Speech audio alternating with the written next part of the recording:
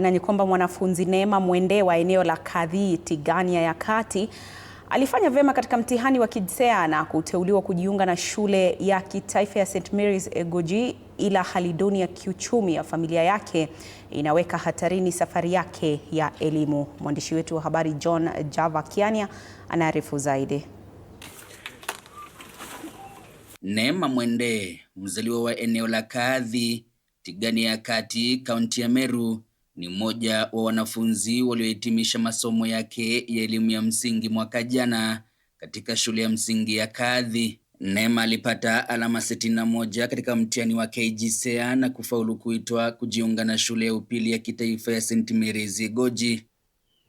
Hapa nyumbani tu nimeona acha tu niwe navunja kuni, alafu nauza, napata tu hata sabuni ya kuoga. Hata hivyo, kutokana na hali ngumu ya kiuchumi inayokabili familia yake, ndoto yake ya kuwa daktari iko hatarini kuzimika iwapo ataweza kujiunga na shule hiyo ya kitaifa. Kulingana na mama mzazi, familia haina uwezo wa kugharamia masomo yake.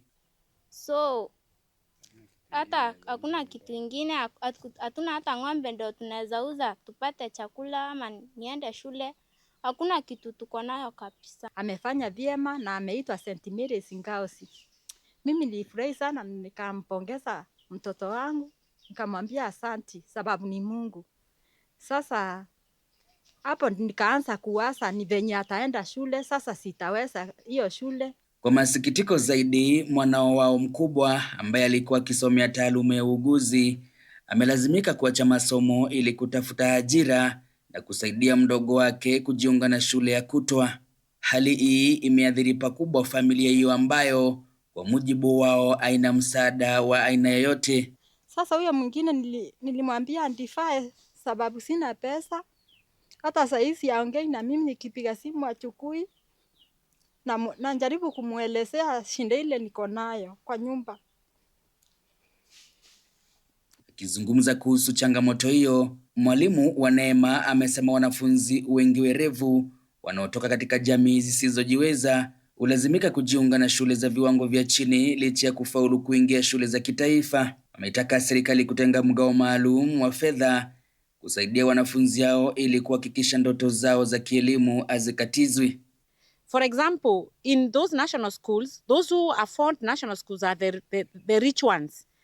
But if we had a system from the government where they are supporting these children who are very from vulnerable families, then she can be a better person in future. Hapa ni nyumbani kwa kina Neema Mwende ambapo ameendelea kusalia nyumbani wakati ambapo shule zinatarajiwa kufunguliwa wiki hii, huku matarajio yake ya kuwa daktari na ndoto zake zikiendelea kudidimia kila kuchao kutokana na kukosa ufadhili na ada ya kujiunga na shule hiyo.